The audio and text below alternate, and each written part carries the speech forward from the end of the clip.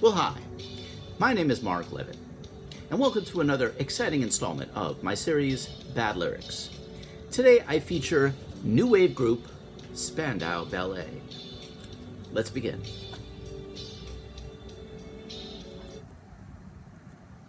Okay, so the feature, my focus today is on Spandau Ballet. To begin with, the name just basically sucks, doesn't it? Spandau Ballet. I mean, what the hell, man? Spandau Ballet. I mean, what did you do if you were a fan of that group back in the 80s? Did you say, you know, man, I'm a real big fan of the ballet? I mean, you said you're a fan of the ballet in the wrong circles, you'd be jumped. I mean, that's just a fact. They take you out back and jump you. They kick your throat in. They do it. So probably to compensate, you probably had to say something like, Spandau motherfucking ballet, man. Motherfucking ballet. I did end up looking the name up on Wikipedia, and I did find out, here's what it says about the origin of the name Spandau Ballet. Spandau Ballet could point to two possible meanings. A way to clarify it, gentlemen. One refers to the jerky movements of Nazi war prisoners hanged at Spandau prison. Oh, always a joy. Or, according to others, it refers to enemy lines getting shot down by German World War II machine guns, which were called the MG-42 Spandau. So either way, good name for a pop band, right? It doesn't really make any sense. Okay. I mean, Spandau Ballet. Why didn't they just call themselves Spandex Ballet? Equally stupid name. Anyhow, today I'm going to rank on Spandau Ballet's only radio played song that I know about, which is True. I think they had another minor hit, but this one is blasted the airwaves, True. And it hit number 4 on the Billboard Top 100 list. So it was a huge hit. It was written by Gary Kemp. To begin with, the lyrics are totally nonsensical. They make no sense. There's no thread through them.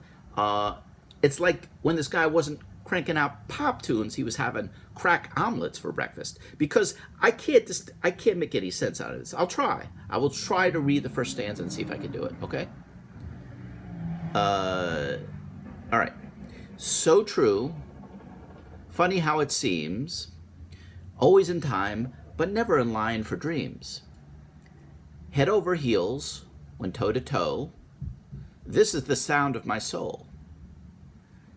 I'm sorry, but this whole stanza just sounds like gibberish. I mean, what the hell? It's like the guy just basically had a musical fart attack through his assless chaps or something. Can you make any heads or tails out of any of this? And when he sings, the sound of my soul. Did I miss something? Was I in the other room? When did he describe the sound of his soul? Does a soul even have a sound? I've never heard it. I mean, okay. If there's a hypothetical where this guy can use the sound of my soul, let's say, I don't know, something happened to his pair of shoes.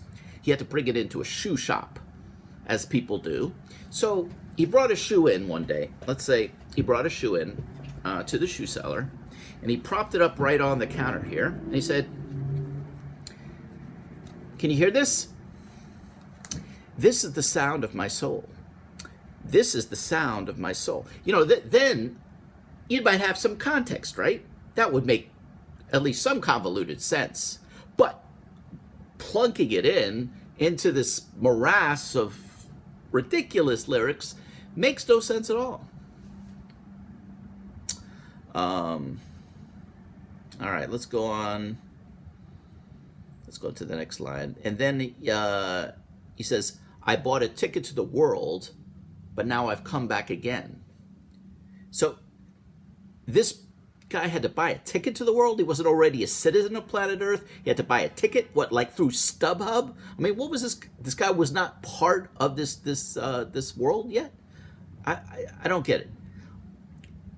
Then the next line goes, "Why do I find it hard to write the next line? Oh, I want the truth to be said." I'll give you the truth, man. Truth is, you find it hard to write the next line because this song is garbage.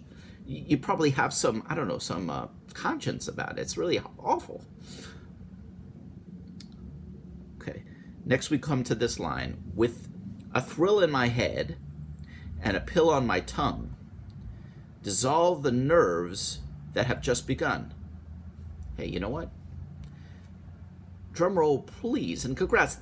I finally understand a lyric this guy wrote. This line actually makes some semblance of sense. He was self-medicating. He took a pill to calm his nerves. I mean, I understand that. This is no gray area to that. Well, let's see if the man can keep up the momentum. You know, I just want to give him a quick round of applause for that. Okay, all right.